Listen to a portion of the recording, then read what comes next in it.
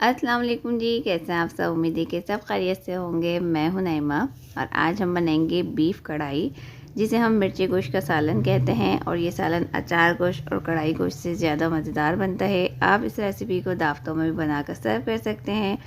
यकीन करें, जो भी खाएगा वो इस रेसिपी को ज़रूर पूछेगा, क्योंकि ये बनता ही बहुत मज़ेदार है। आपके घर में बनता है या नहीं, मुझे कमेंट्स में ज़रूर बताइएगा। वीडियो पसंद आए तो इसे लाइक ज़रूर कर दीजिएगा।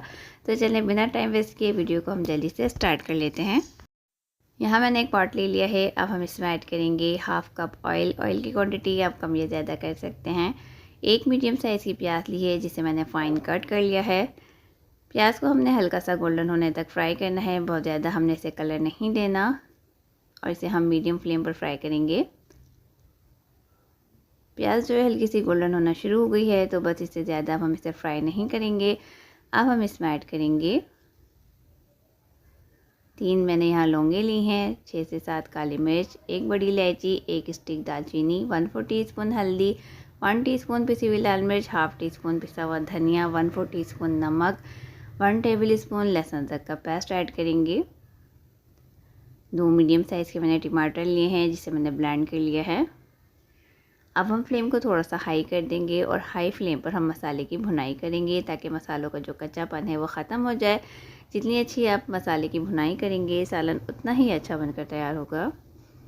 ये देखिए, मसाला जो है वो काफ़ी अच्छे से भुन गया है। ऑयल जो है वो मसाले से सेपरेट हो गया है। अब हम इसमें ऐड करेंगे 250 ग्राम बीफ, और साथ ही हम इसमें पानी ऐड करेंगे। अब हम इसे कवर करेंगे और बीफ के गलने तक हम इसे कुक करेंगे मीडियम और लो फ्लेम पर।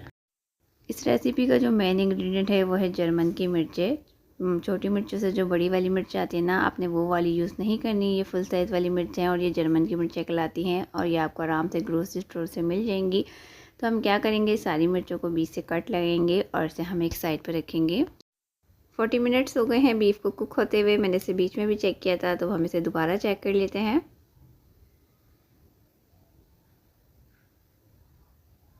बीफ जो है वो काफ़ी अच्छे से टेंडर हो गया है। तो हम इसमें ऐड करेंगे 1 टीस्पून अचार गोश्त मसाला। अब हम फ्लेम को थोड़ा सा हाई कर देंगे और इसकी हम हाई फ्लेम पर भुनाई करेंगे, क्योंकि अभी सालन में पानी है। इसका पानी ड्राई होने तक हम इसे अच्छे से भून लेंगे। सालन जो है वो काफ़ी अच्छे से भुन गया है। इसका जो पानी है वो ऑलमोस्ट ड्राई हो गया है। तो अब हम क्या करेंगे, फ्लेम को थोड़ा सा लो कर देंगे और इसमें हम थोड़ा सा पानी ऐड करेंगे।